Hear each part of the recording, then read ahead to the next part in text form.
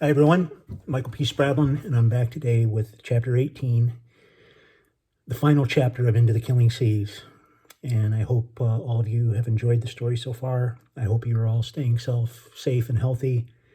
I hope you're remembering to check in on your elderly neighbors and those with small children, and that in this time we remember, let's be kind to each other, let's watch out for each other.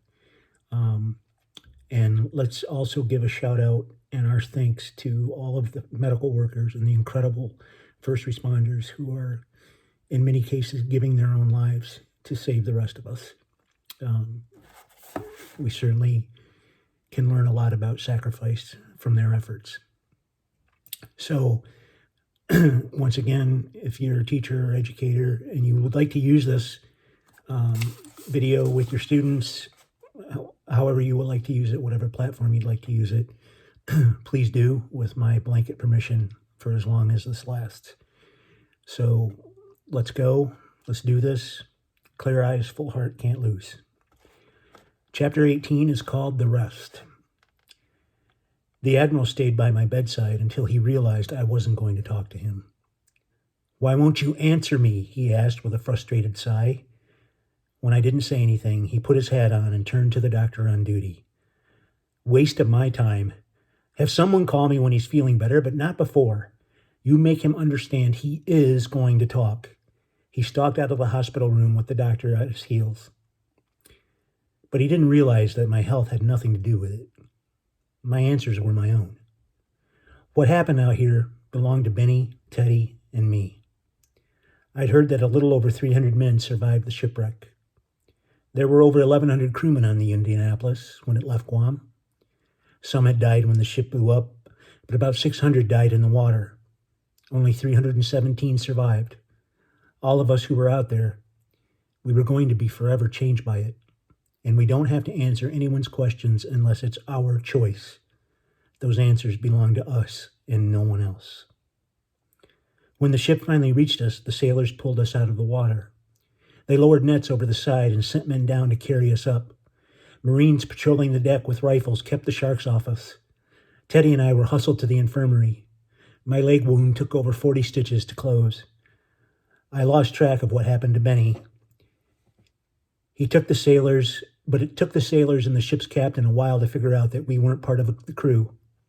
But no one really asked us what we were doing out there or how we even got on the Indianapolis in the first place. They just fed us chicken broth and tried to get the diesel fuel off our skin. The only way they could do that was to scrub us down with kerosene. I drank so much water they told me to slow down before I got sick, but I got sick anyway, several times. I asked for Benny, but no one seemed to know what I was talking about. Then I fell asleep, and I don't remember waking up until I was settled in the hospital here in Lake, with Teddy sleeping in the bed across from me. At first I worried I was dreaming. If I wasn't careful, I'd wake up back in the water with a dozen sharks bearing down on me. But every time I woke up, I was still in a bed with clean sheets and cups of applesauce and plenty of water. Once, I jerked awake as Nurse Anderson was changing the bandage on my leg. "Where am I?" I asked her. My throat and mouth were still raw and covered with sores and blisters. Every part of me ached. "You're in late, hon," she said. "You've had quite an ordeal. You need to rest." "Where's Benny?" "Who's Benny, dear?" she asked. "Benjamin Franklin Poindexter, Private First Class, United States Marine Corps. He was with us on the raft. He was rescued with us. He has to be here somewhere." "I'm afraid I don't know anything about that, dear," she said. I wanted to ask her more questions, but my eyes wouldn't stay open. The next time I woke up, a man was sitting in a wheelchair next to my bedside. It took me a moment to recognize Sergeant Stinkevich. His face was sunburned, blistered, and covered in cuts and bruises. "Hey, kid," he said. I didn't say anything. Are you doing okay? They treating you all right in here?" he asked. If I said something, anything, I worried I might get Benny in trouble, so I just stared at him. I remember some of what happened out there, like when I came across you and your brother in the ocean. I was a little crazy, I'll admit. Me and 3 other guys got separated from our group out there, but they all died. The sharks got him, and I guess I just lost it a little bit. What I'm saying is, I'm sorry. It was just, I didn't know what I'm sorry, he said, and bowed his head. Realizing I wasn't going to say anything, he finally turned his wheelchair and headed for the door. But I couldn't let him go. I didn't know what to say to him, how to forgive him for what he'd done, but there was something I had to ask him. Sergeant, I asked. He spun the chair around to face me. Yeah, kid? No one will tell me where Benny is. Do you know? Who? Benny. He was with us on the raft when you found us. You mean Benny Poindexter? Yes. Sergeant Stankevich's face took on an ashen look. For a long minute, he was quiet. I could tell there was something he needed to tell me, but he didn't want to say it. Kid, I don't know how to say this, but Benny wasn't with you. What? Yes, he was. No, he wasn't. How do you know? He paused a minute, thinking. A look of understanding came over him. He snuck you aboard, didn't he? You were hiding in that crate. I knew he was up to something. I thought he might be smuggling liquor or cigarettes, but it was you. Why? I still wouldn't give Benny up. Where is he? I took a more demanding tone. Listen, son, I'm not your son. Benny was out there on the raft. He was rescued with us, I swear. Now somebody better tell me where he is. Stankevich shook his head. He wasn't there. What do you mean? I mean he wasn't there. He was with me in the brig when he didn't make it off the ship. I stared at him in disbelief. His words made no sense to me. What you mean he didn't make it? He was with us there the whole time. I gave him water when I still had the canteen. I listened to every one of his instructions. He told jokes, stories about his life, and he made me promise not to die. Benjamin Franklin Poindexter, Private First Class, United States Marine Corps. He went down with the ship. He might as well have punched me in the gut. Nothing was making sense. No, you're lying. He came back to us. He told me to wait for him in the hold, and if he didn't come back, to make our way topside. But he did come back. He did. Stankevich shook his head. He came tearing out of the hold right after I did, he said, right when the ship first got hit. We were headed topside when we heard somebody calling for help from the brig. It was on fire, smoke so thick you could barely see. Benny was lifting debris off an injured sailor when a steam pipe exploded. The flitting blew off right next to his face. He was burned up pretty good. Still, he kept trying to help. A section of the pipe landed on top of one of the guys, and it was hot. He burned his hands real bad trying to get it off the guy, but he just kept going, pulling burning rubble off those injured men. The fire was spreading, but we got 3 crewmen out. Then the ship listed, and a whole bunch of debris fell directly on him. Me and the others tried to get him loose. We did. But the fire just got too close, and we couldn't free him. He screamed at us to get out, to save ourselves. We tried using a fire hose to beat back the flames, but we had no water pressure. No. You're lying. He shook his head. I'm sorry. Benny was a pain in my backside, and he cheated at poker, but he was one brave son of a gun.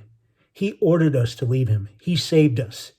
No, you left him behind. You don't know what happened after that. Maybe he got loose and came to the hold. I know it's hard, kid.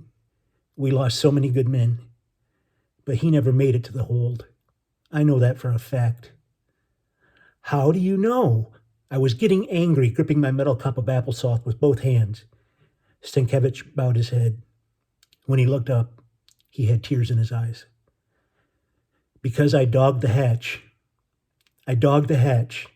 Benny told me to seal him up to help save the ship.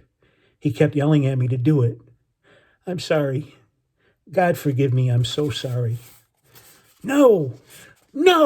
I threw my cup of applesauce at Stankevich. He winced. It missed him by a foot and clattered against the wall behind him. Applesauce spattered everywhere. I'm sorry. Get out! You get out! I shouted.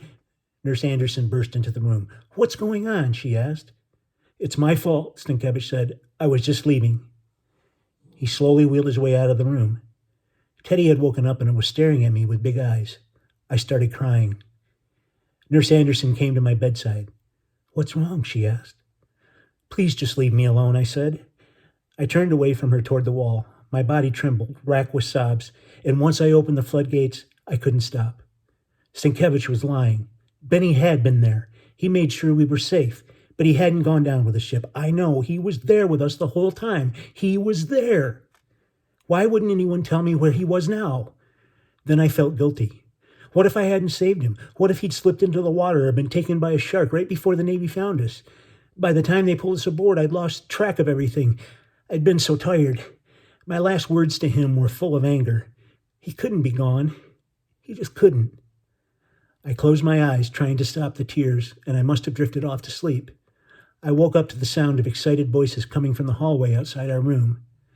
I wondered for a moment if the Admiral had come back to demand his answers. But the voices somehow pulled at my memory. I sat up to listen, concentrating. When they stepped into the room, I didn't recognize them at first. They looked so different from what I remembered. The man had crutches and walked like his legs had been broken, but never healed properly. The woman's hair had been shorn almost to her scalp. She was skeletally thin. But when she saw me, she smiled. "Patrick," she said. "Mom? Dad?" Then they were rushing at me. I leapt out of bed and waddled on my wounded feet toward them. We met in the middle of the room, and I thought we would crush each other with our hugs. "My God, Patrick," Dad said. "I never thought we'd see you again. I never—" Overcome with emotion, he couldn't speak anymore. Tears spilled down his cheeks. Mom leaned back and took my arms in her hands. Her lips were cracked and swollen. She was stooped, and her shoulders slumped like she was in pain. I had no idea what had happened to him, what they must have endured. Whatever it was, it must have been horrible. But none of that mattered now. "I did it, Mom," I said, feeling an enormous, invisible weight lifting off me. "I did what you asked. I took care of Teddy, just like I promised." "Oh, honey," she said, hugging me again. "I know you did. You did more than anyone could have asked." But I couldn't stop. "He's okay, Mom. I mean, he hasn't talked, won't talk, since we left you, but he's alive, and all through the war on Guam, and then when the ship blew up, I kept him alive. Me and Benny kept him alive." "Who's Benny, dear?" Mom asked me. "Don't worry, Mom," I said. "I'll tell you all about him, about everything." We were quiet then, and for the first time I realized it didn't matter if what Stankiewicz said was true or not. Benny had been there with us the whole time. He kept us alive. He saved us. No matter what anyone said, dog hatch or no, Benjamin Poindexter, Private First Class, United States Marine Corps, did as promised. He got us back to our parents. Mom and Dad were both crying now.